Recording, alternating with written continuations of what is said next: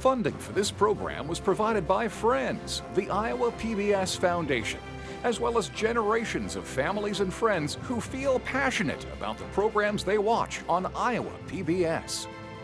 As legislators gather in Iowa's capital city of Des Moines, Governor Kim Reynolds lays out her vision for the 2020 legislative session amidst another year of full Republican control at the Iowa State House. It's the governor's 2020 Condition of the State Address. From the House chambers of the Iowa State Capitol, here is David Yepsen. Welcome to the Iowa State House, where a newly convened legislature is gathered to hear Governor Kim Reynolds assess the condition of our state and lay out her legislative agenda. This is Governor Reynolds' third Condition of the State Address, and it comes in another election year here in Iowa as Republicans still retain trifecta control of the governorship, the Iowa House, and the Senate. Now here are some of the issues confronting Reynolds and State House legislators. The state budget always dominates part of the conversation in this chamber. A potential restructuring of taxes on her property, income, and sales, with new funds designated for conservation, recreation, and water quality, and further examination of the state's mental health system.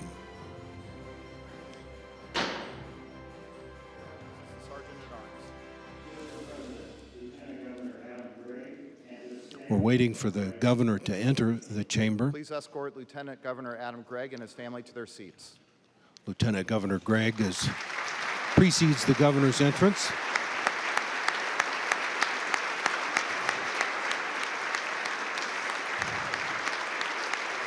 You know, this speech is always a festive occasion for legislators. Start of a new session, turning over a new leaf. Members are here, their families are here. It's a nice ceremony, and it's one that's required by the state constitution. The governor shall report on the condition of the state.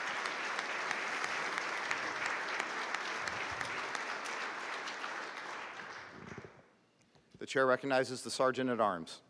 Mr. President, First Gentleman Kevin Reynolds and the family of the governor have arrived in the House chamber. Please escort Governor Reynolds' family to their seats. Governor's family now being escorted to their seats here in the chamber. Chamber gets pretty full with family members, their families, justices, executive council members, lots of spectators.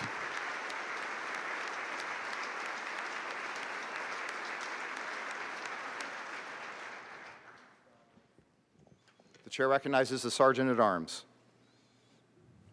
Mr. Governor is waiting. Your committee to notify and escort Governor Reynolds has arrived. The committee will escort the Honorable Kim Reynolds to the rostrum.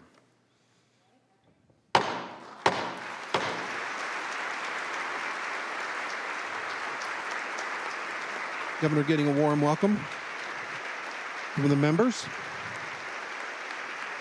This is, as I said, the start of a new day, the start of a new session. People are in a good mood, at least for now. That may not last, but it's always a fine ceremony. Here is Governor Reynolds.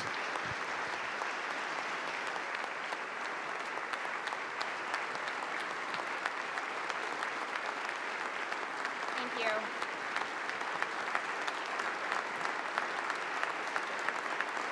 Thank you. Thank you.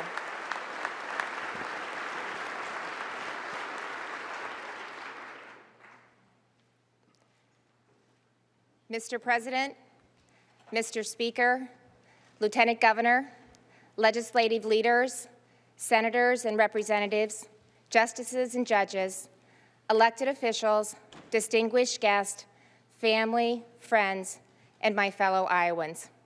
Please be seated.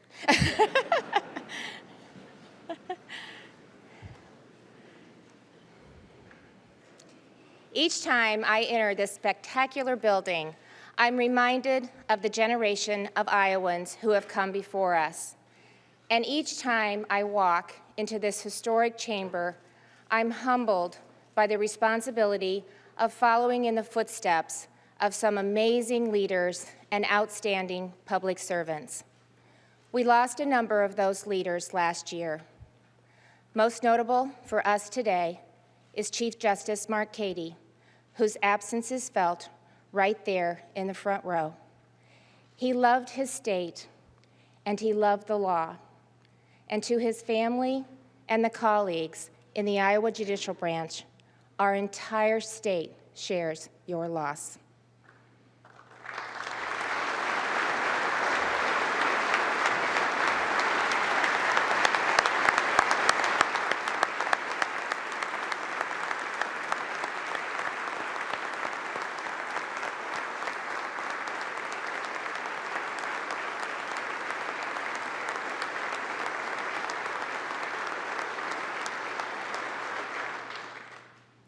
We also bid farewell to former Lieutenant Governor Joanne Zimmerman, the first woman elected Lieutenant Governor of this great state. She brought the heart of a nurse and the passion of a mother to a distinguished career in public service. And with shared sadness, we mourn the loss of Congressman Berkeley Bedell, former Iowa Supreme Court Justices Darrell Hecht and Bruce Snell, as well as the longest-serving Chief Justice in state history, Art McGivern. We honor those leaders and so many more who committed their lives to making tomorrow a little better than today.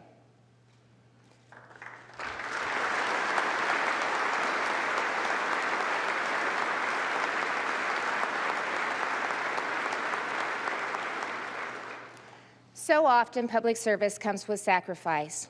A sacrifice that our men and women in uniform make every day. Our military, police, and first responders risk their lives to protect ours.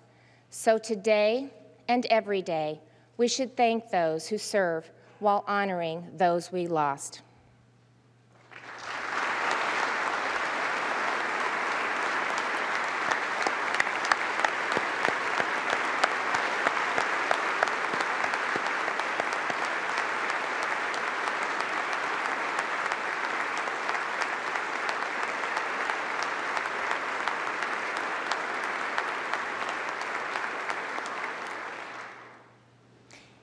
In 2019, we saw the resiliency of Iowans tested once again as historic floods ravaged both sides of our state and parts in between. Entire communities were wiped out as the waters rose and didn't seem to recede. But that devastation was met with purpose and resolve to build and recover. To those lives who have been impacted, your state stands with you as you work and we work to return life to normal and get your homes, businesses, and communities back on track. To do that, the budget I'm submitting today includes an additional $20 million for flood relief.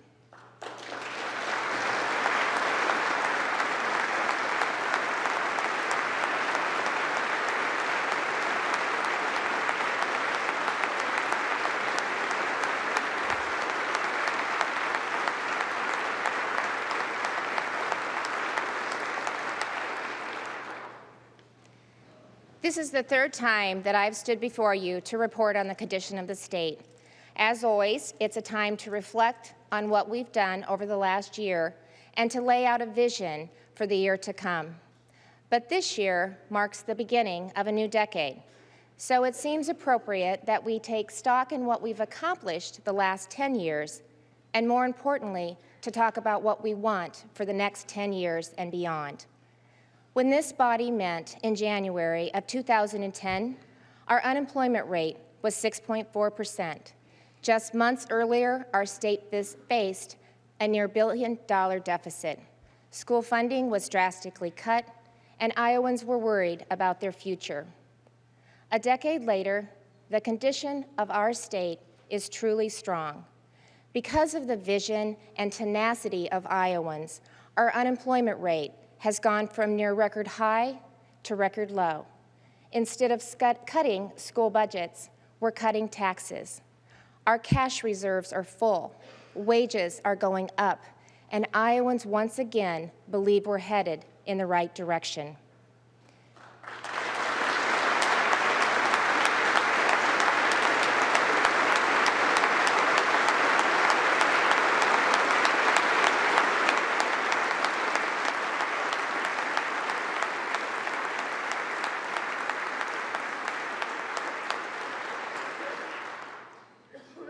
Because we have such a great story to tell, last year we launched the This Is Iowa campaign. And the goal was to show the country what we have to offer, to show that Iowa is the best place to live, work, and raise a family. As part of this new initiative, we created a candid camera-style video where an actor playing a real estate agent shows Iowa home listings to New Yorkers. So when the couples hear how big the homes are, how short the commute is, and what they can buy the properties for, they are baffled. That's not possible, is the general reaction. When the actor tells them that these homes are in Iowa and not New York, they're shocked and amazed. That's not how they envisioned Iowa. That's not what they've been told. We made that video to dispel some of the misconceptions and really to showcase what we have here. But I think that video serves another purpose. It reminds us of what we have, because it can be easy to forget what it means to grow up in a safe neighborhood with a good school and a nice backyard, to spend more time with our families than we do in traffic, and to watch the sun set in our big skies and the stars shine over our beautiful fields. That's what Iowa has to offer, and so much more. Those New Yorkers saw what I see. That opportunity lives here. But we can't take it for granted. If we do, if we become complacent, then the condition of the state will not be strong when this body gathers 10 years from now. That's why this year, in 2020, we need to plan for 2030 and 2040. We need to seize the opportunities that exist so that years from now, the next generation of Iowans will inherit an Iowa whose greatness comes as no surprise to anyone, including New Yorkers. That kind of planning takes work. It doesn't happen all at once, and no single policy will do. That kind of planning, it also takes a bold vision. A vision that preserves our heritage while seizing opportunities. My request to this General Assembly is that you join me in taking the first bold step right now, this session. In the coming weeks, I'll be introducing the Invest in Iowa Act, a bill that will significantly cut income taxes, create a sustainable funding source for our mental health system, reduce the burden of property taxpayers, and fund the Natural Resources and Outdoor Recreation Trust.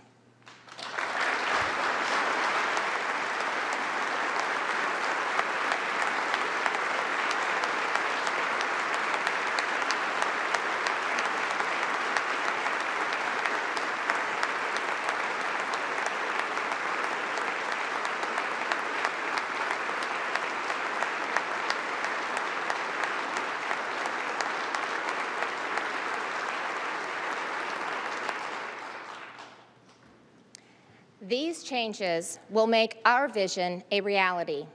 It's an investment in our future, and it's an investment in those who are our future. 10 years ago, Iowans voted to establish the Natural Resources and Outdoor Recreation Trust.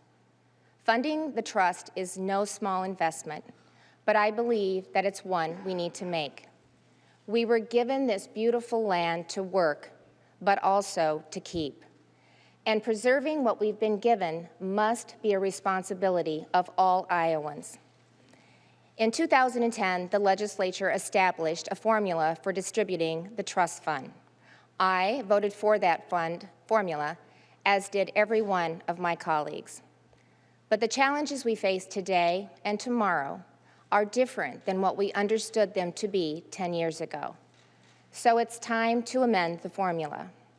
Specifically, we need to increase the amount of money that will be allocated for water quality and conservation. Under my bill, almost 58% of the trust fund, an estimated $100 million, will go towards water quality efforts every year, representing an almost 31% increase in current funding.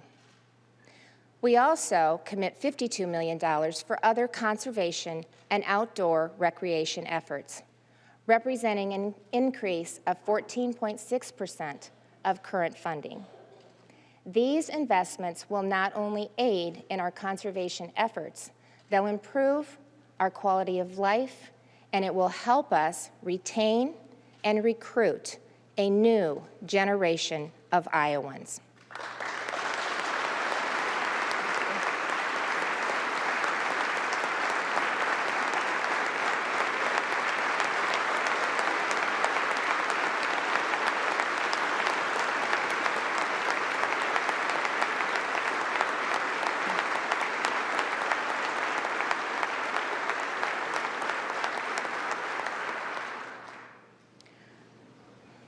I have no interest in raising taxes, so any increase in revenue from a sales tax must be more than offset by additional tax cuts. And that starts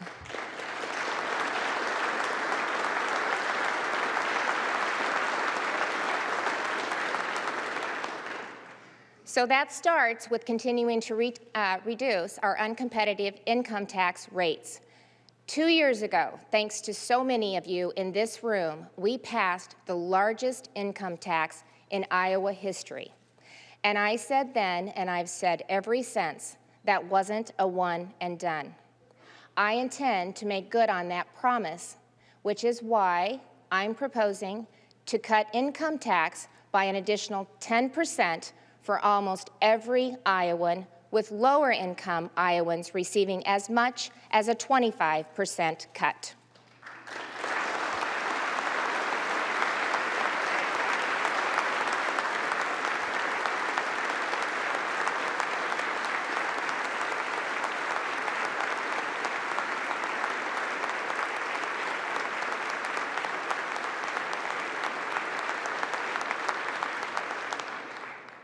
So let me put that into perspective. Just 1 year ago, our top tax bracket was almost at 9%, one of the worst in the country. Now, with this new round of tax cuts, our top rate will be down to 5.5% by 2023.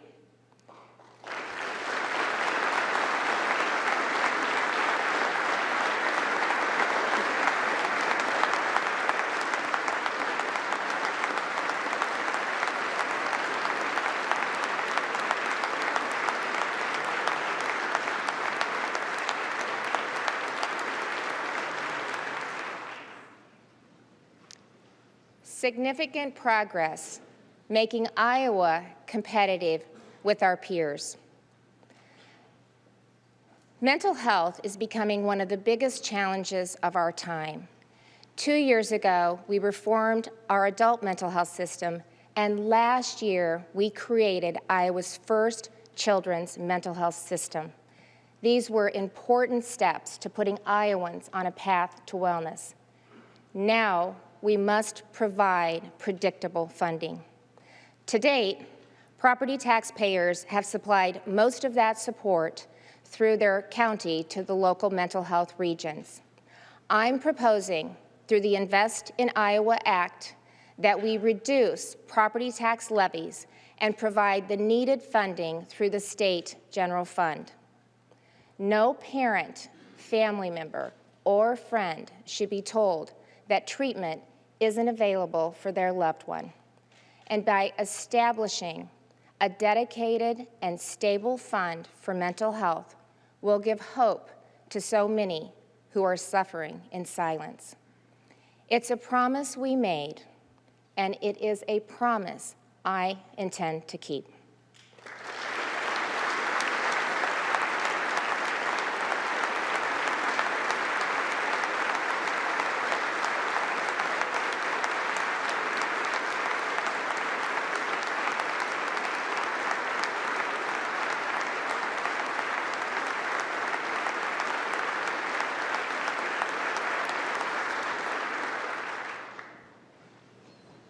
The Invest in Iowa Act will bring meaningful change to Iowans in the very first year, but most importantly, it looks to the future.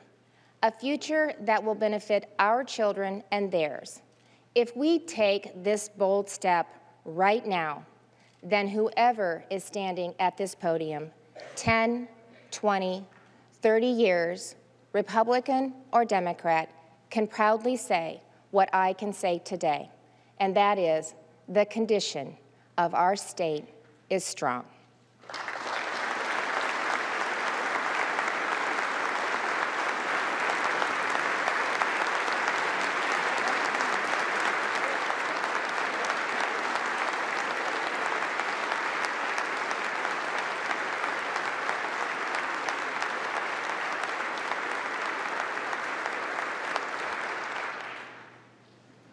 When I look to the next decade, I'm reminded that Will Rogers once said, "That farmer has to be an optimist, or he wouldn't still be a farmer."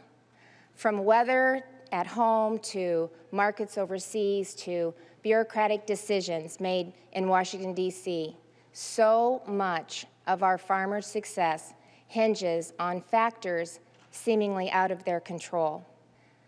But that doesn't mean that we simply sit back and hope someone else fights for our interest. It's up to us to shape the challenges of uncertainty into opportunities for growth. I will always be a relentless advocate for our farmers and our producers and our very way of life, which is why today I'm calling for an additional $2 million for the Renewable Fuels Infrastructure Program, as well as modernizing and expanding the E15 promotion tax credit. This will support the sale of E15 year-round and drive domestic demand for our homegrown renewable fuels.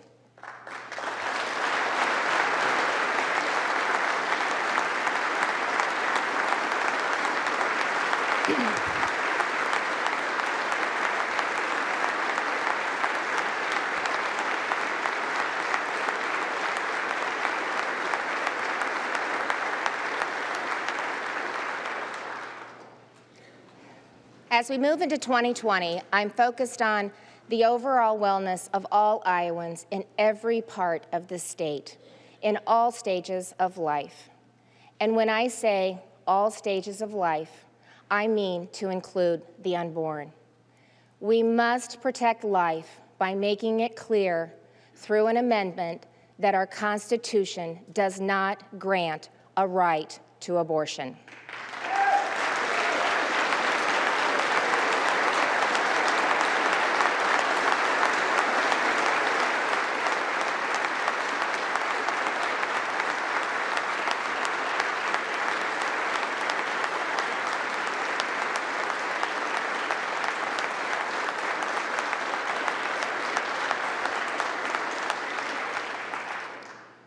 We must also do more to promote and support maternal health.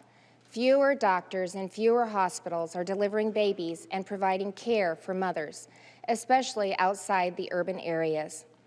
That's why I'm taking steps to increase the number of doctors who are willing and able to provide OB services in all four corners of our state.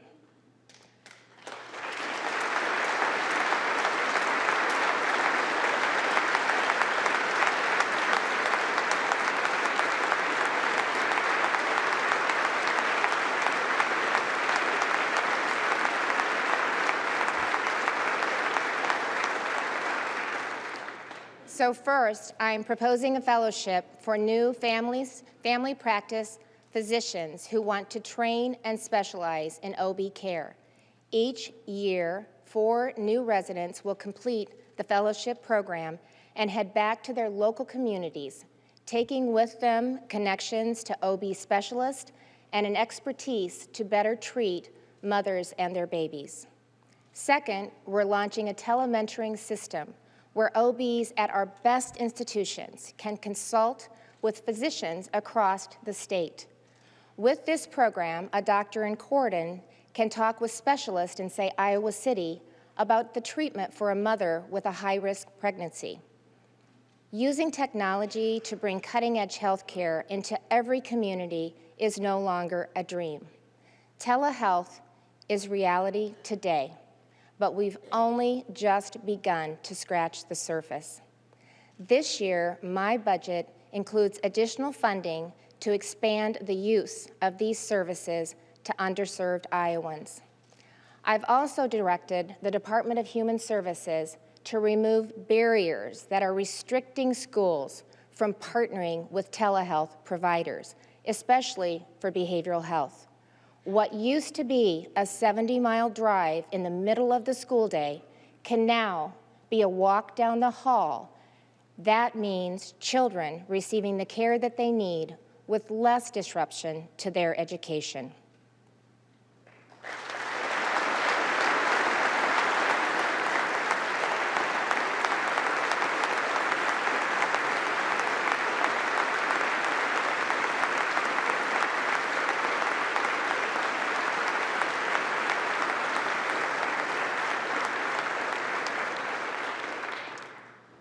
These advances would not be possible without high-speed broadband.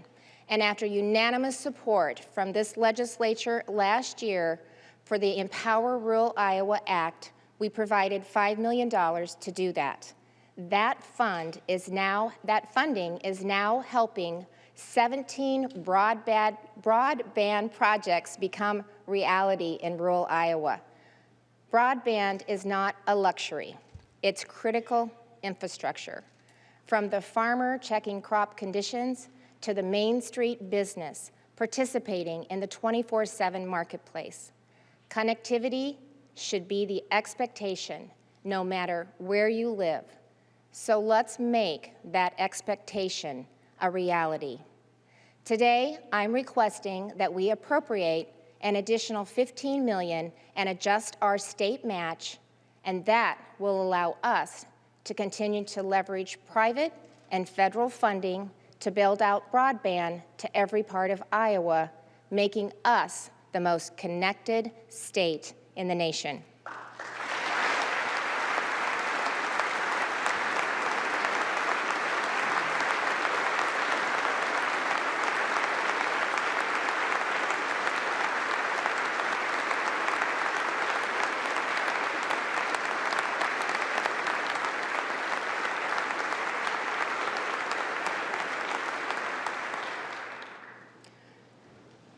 Broadband also supports a world-class education system. And if there's something Iowans have always understood, it's that there's no greater path to opportunity than a quality education. We have strong local control rooted in communities and parents who care deeply about educating their children. We have the highest graduation rate in the country, with more of our high schoolers taking college courses than any other state. We've made remarkable progress in recent years, putting a new focus on STEM, science, technology, engineering, and math, and opening doors in elementary, middle, and high schools for students who want to explore fields that will best equip them to be the innovators who build tomorrow's economy. Computer science has quickly moved from a narrow elective to a basic skill that every student needs, something the people at Osage Community School District understand and have embraced with a passion. In addition to requiring computer science for students to graduate, they've dramatically increased learning opportunities for K-12 students to explore coding, design apps, or to find their passion in the world of technology. And through an innovative partnership with Nubo Co. in Cedar Rapids, Osage is training teachers to better integrate computer science in subjects like math, English, and art. I want to recognize Osage and Nubo Co. for their vision and congratulate the students for their success. You are absolutely a model for our state and for our nation. Please stand.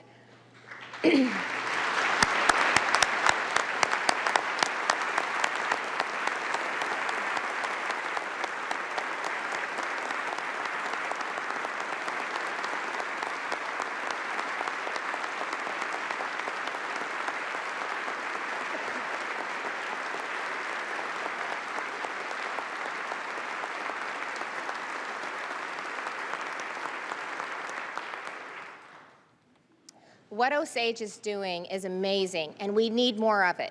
Currently, almost 2/3 of schools teach computer science in middle and high school, and about half teach it in elementary. And we need that to be 100%, which is why I'm calling on the legislature to take computer science statewide and ensure every student at every level has access to this new basic skill.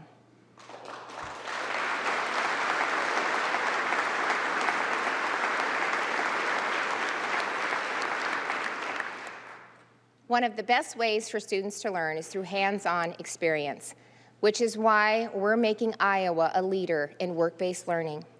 In the last year alone, we've expanded high school registered apprenticeships and launched the Work-Based Learning Clearinghouse. And this year, we'll be adding $1 million for work-based learning coordinators to be covered by operational sharing agreements. Momentum in work-based learning is building across the state, and Council Bluffs is a great example. The school district, Iowa Western Community College, and several local businesses have partnered to create Trade Works Academy, where high school students work with professionals to experience what it's like to have a career as a plumber, electrician, or a mechanic. It's a win-win for the students in the community. The students learn skills that lead to lifelong careers, and local businesses get the workforce that they so desperately needed.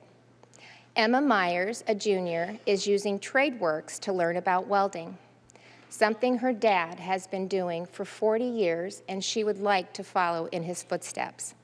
By the time she graduates high school, she'll have a welding certificate that can immediately lead to a job right there in Council Bluffs.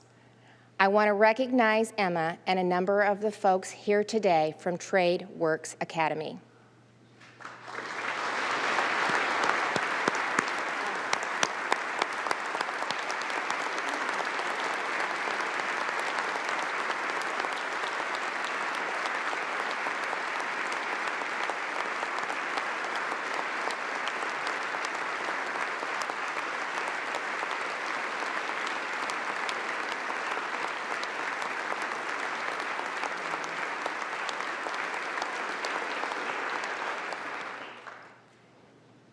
In 2019, we made historic investments in K-12 education with over $90 million in new money, including an increase in per-pupil funding and transportation equity.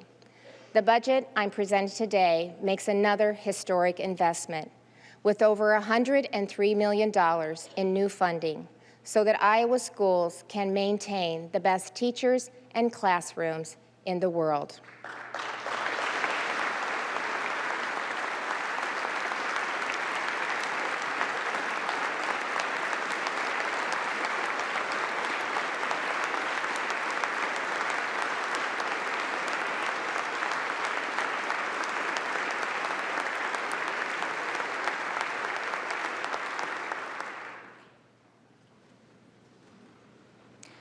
When it comes to workforce opportunities, Iowa is in a strong position. We have thousands of open jobs in rewarding careers, and that's why we launched Future Ready Iowa. 3 years after starting the initiative and just 1 year after this body overwhelmingly voted to approve funding, Iowans who are looking for a way up are finding that opportunity. Over 6,000 Iowans are already receiving the Last Dollar Scholarship, almost 80% of which are adult learners. That's 6,000 Iowans who are on their way to a rewarding career.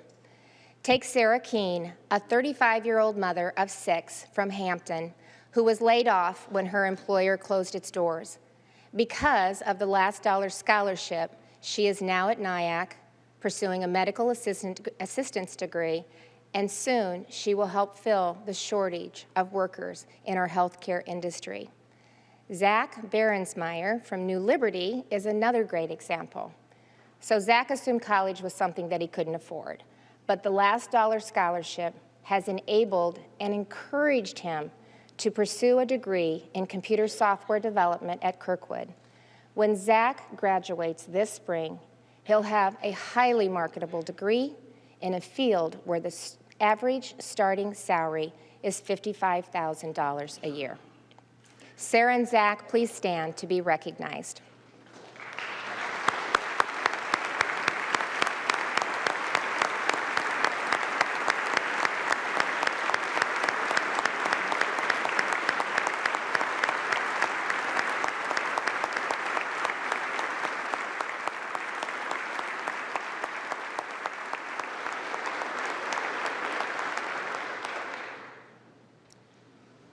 Through the Employer Innovation Fund, Future Ready Iowa is also working to spur innovation among employers and communities in addressing their workforce needs.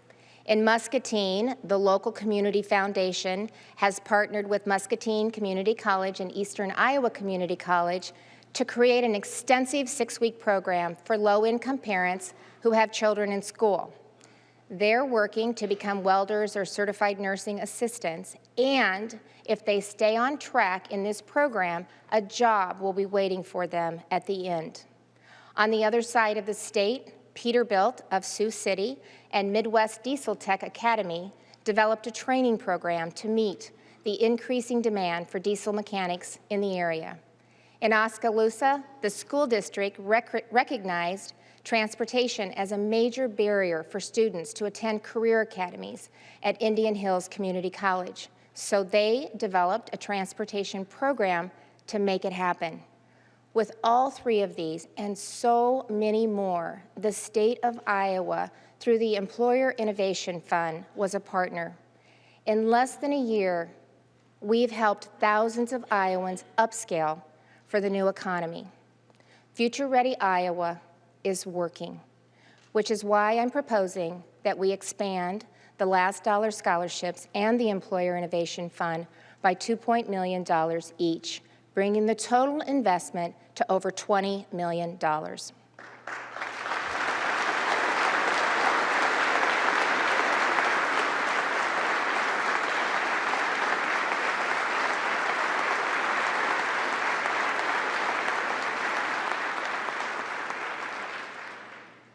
Childcare is the next workforce issue we need to tackle. It's another barrier for families looking for a way up. For some, it's about affordability. For others, access is the issue. And for thousands of Iowans, it's both. This year, we need to act. First, let's make childcare more affordable by expanding the early childhood tax credits. Currently, they're available to families making $45,000 or less, and I am recommending that be doubled to $90,000.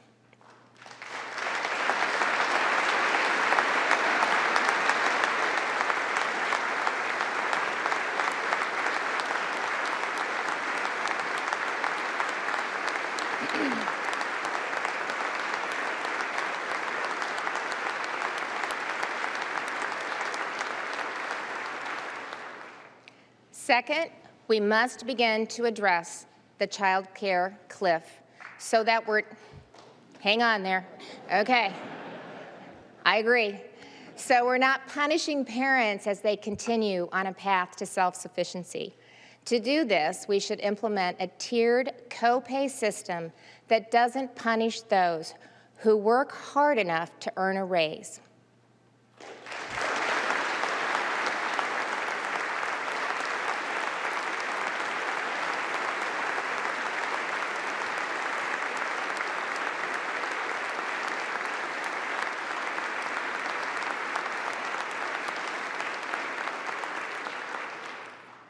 Finally, we need to enlist Iowans to find common sense solutions that increase access to child care. If you consider Lee Container, it is a manufacturing facility in Centerville that employs 200 people. Since opening its doors in 2008, they have expanded but have struggled to find workers. Lack of child care was part of that problem. So Lee Container partnered with a local provider to turn a vacant elementary school into a daycare center. And that's exactly the kind of innovation that we need, which is why I'm opening the Employer Innovation Fund to employers and community organizations who have ideas to expand and create child care options in their communities. I want to recognize Robert, the CEO of Lee Container, and Michelle from Curious Kids, who are with us today. Thank you for your inspiring idea. There they are. They're clear up there in the corner.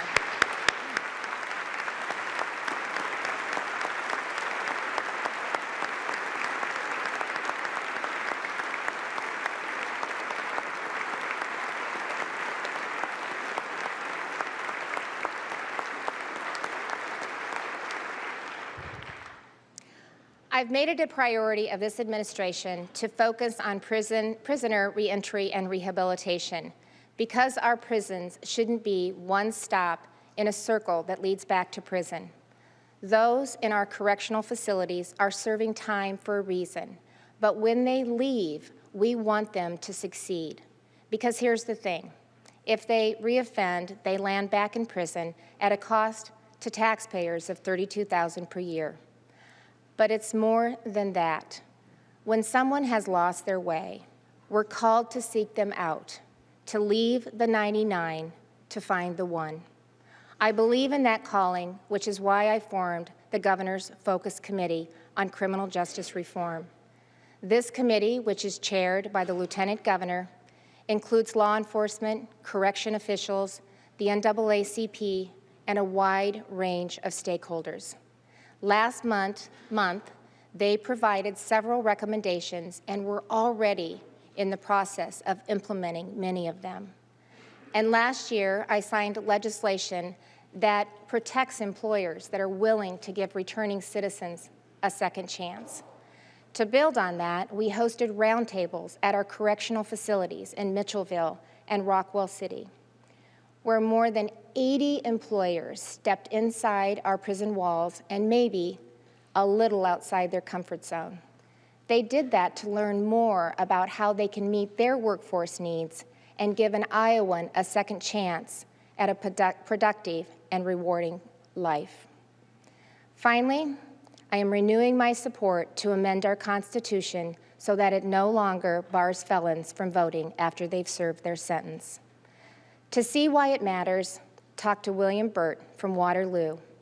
He spent much of his life in and out of prison, but now a business owner working to change Iowa law to allow mobile barbershops, which I think is a good idea. I recently called William to tell him that I was restoring his voting rights, and hearing those words brought tears to his eyes. You cannot imagine the gratitude and dignity that Iowans like William feel when they're told that they can once again exercise what Ronald Reagan called the crown jewel of American liberties. William, please stand so that we can recognize your efforts to become an active and productive citizen of this great state.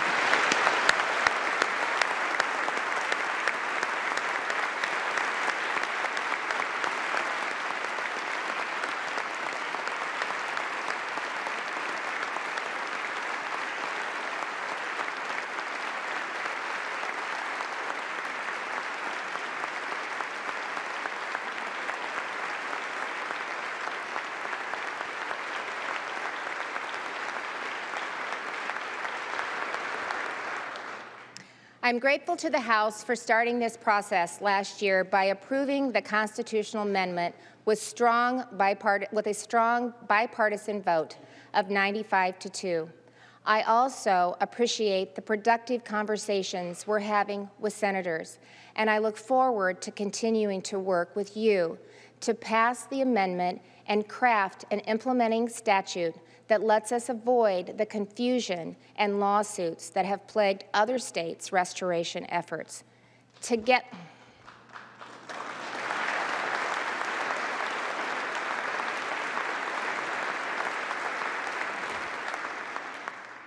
Together, we can help put returning citizens on a path to redemption.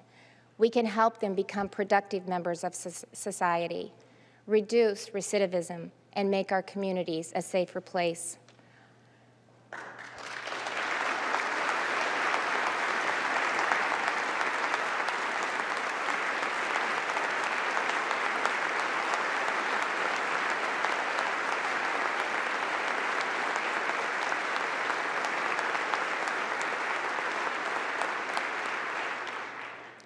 Opportunity lives here because of the ingenuity of our people. If Iowa is going to thrive in the next decade, we must make sure that government isn't stifling that ingenuity. I'm concerned we are. 1/4 of Iowa's workforce requires some kind of professional license. If that sounds like a lot, that's because it is. It's the second highest in the nation, which puts our state and its people at a competitive disadvantage. A recent study shows that our licensing system cost Iowa 48,000 jobs and $290 million. Our licensing requirements are also the worst for low-income people, meaning that those who need opportunity the most have the hardest time getting a license. We should never, ever dismiss the importance of protecting the health and safety of the people. But it's been far too long since we've modernized our licensing structure. And that's what I'm asking you to do today. First, we need to adopt universal licensing recognition. Those who go through a rigorous application process in another state and meet certain conditions in our state should be able to have that license recognized here. Let's encourage these skilled workers to move to Iowa. Second, we should waive license fees for low-income individuals. Now, that doesn't mean we lower any standards. It just ensures we don't deny someone a professional license simply because of their inability to pay. Third, we currently have no uniform standard for considering criminal convictions in licensure. As a result, qualified and skilled Iowans are being denied the chance to obtain a license because of mistakes unrelated to the profession they now want to enter. And this is another barrier to ex-offenders re-entering the workforce, and we need to change it. Lastly, we need better oversight of the entire professional licensing process. I'm calling for the creation of a commission that will review every professional license requirement and the boards that oversee them every 4 years. Licensing reform is a topic that has bipartisan support, but that doesn't mean it will be easy. There will always be entrenched interest who benefit from overly burdensome regulations, but we can't let those interests stand in the way of opportunity. These reforms are long overdue, and this is the year we begin to fix a broken system.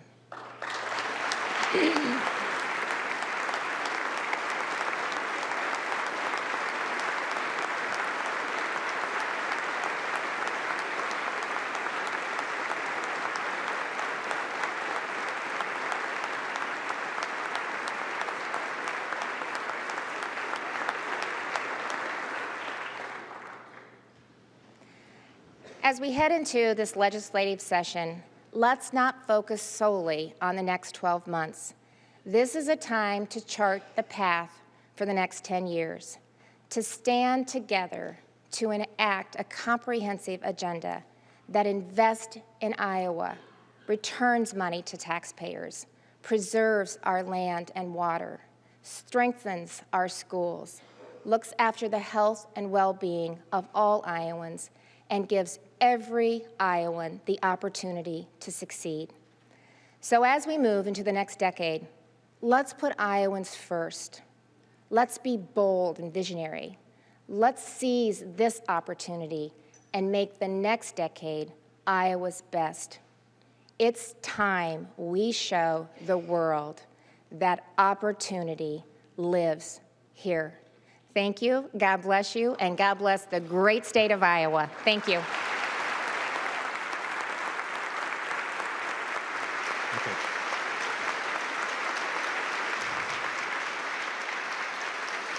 That was Governor Kim Reynolds wrapping up her speech, standing there enjoying some applause from the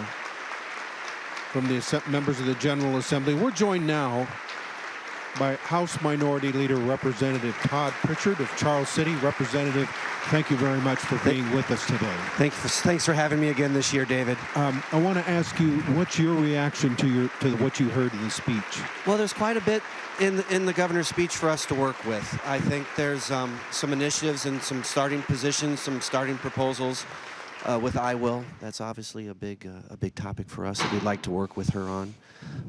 There's a lot to unpack. I Will is the water quality right, initiative. The trust fund for water quality initiatives. Yes. What else do you see as points where you could work with the governor? You know, obviously anything where we're going to do something that betters the lives of working Iowans. You know, I like to hear the talk and the proposals about child care.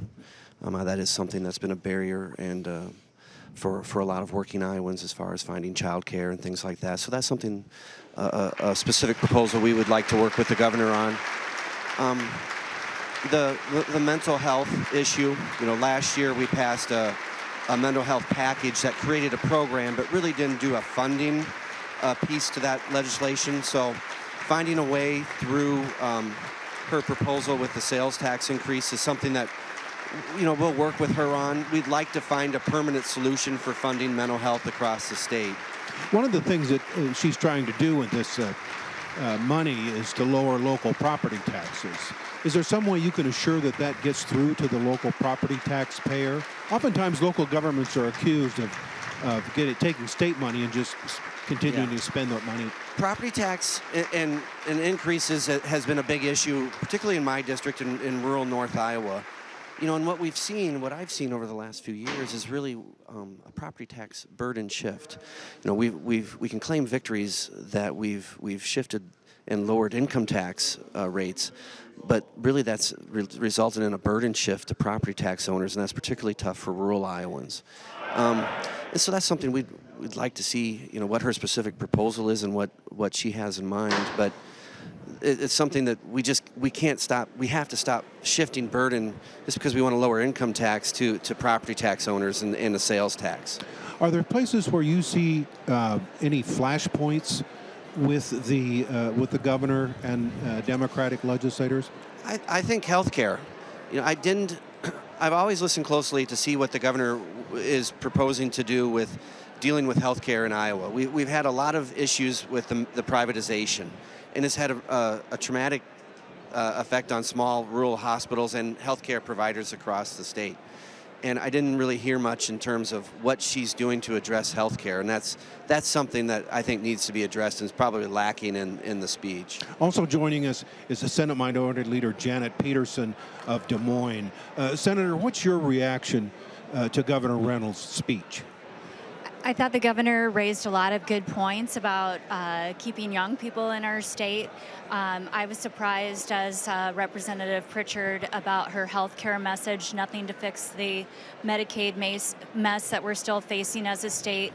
Maternal health care is in a crisis situation. She touched on that just a little bit, but that won't stop the millions of dollars that are leaving our rural hospitals to go to these out-of-state corporations that aren't covering the cost of delivering babies.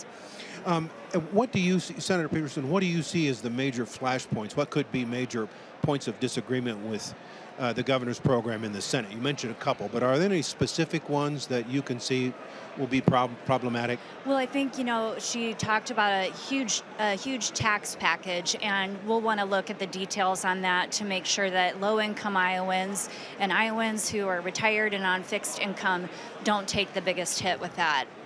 And how do you, let me ask you this sort of a brief question. The Constitution requires that the governor report on the condition of the state. We don't make a requirement out of the legislature, but I'm going to ask you the question, Senator Peterson. What do you think the condition of our state is?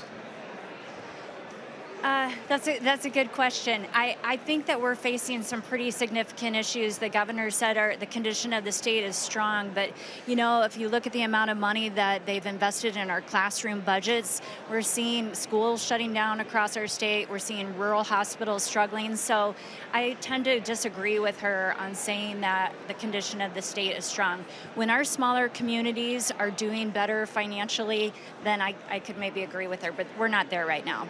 And Representative Pritchard, same question to you. What is the condition of our state? I really think it depends on who you ask and where they are. You know, right now, The farm economy is in some struggles with trade and with ethanol. As the governor mentioned, she's going to propose $2 million for renewables so they can do research and development, I believe. That type of investment is great, but there's a bigger problem, with small ethanol plant waivers, with the trade issues that farmers are facing right now. You look at in rural communities, there's a lot of struggles. There's struggles to find workers, to find people to fill jobs in critical jobs in all parts of the state. I think you look at wages. Wage growth in Iowa has not been what it should be. Our median wage, we need to be focused on raising the median wage in Iowa, that if you're going to come to Iowa and you're going to find a job, that job can support a family. And we've got too many people caught in a situation where they're having to work two jobs and they're not making ends meet. So I think it really matters on who you ask, and is what the state of the state is in. What will Democrats be doing about housing? I think one of the biggest issues you're going to see this year, which has bipartisan support, is to help Iowans who are living in mobile home parks. We've seen out-of-state predatory investors come buy those properties up and then charge outrageous increases to them that they can't afford. And so I'm hoping that Democrats and Republicans will work together to give them some more rights as homeowners. And Representative, quickly, housing is an issue in small towns and in urban areas. It's a big issue. We're looking at proposing legislation to expand the workforce housing credit. Hopefully make, a lot of times dollars just don't make the amount that you have to spend in rural Iowa to get, something fixed isn't the same as urban Iowa. So I'm sorry to you both. Thank you for being with us. We're out of time today. I look forward to seeing you on the Iowa Press Show, and we can talk more about these things in greater detail. Thanks for having us. Always a pleasure. Thanks to House Minority Leader Pritchard and Senate Minority Leader Peterson for joining us. That wraps up our coverage of the 2020 Condition of the State address. For our entire hardworking Iowa PBS crew here at the state capitol in Des Moines, I'm David Yepsen, and thanks for joining us today.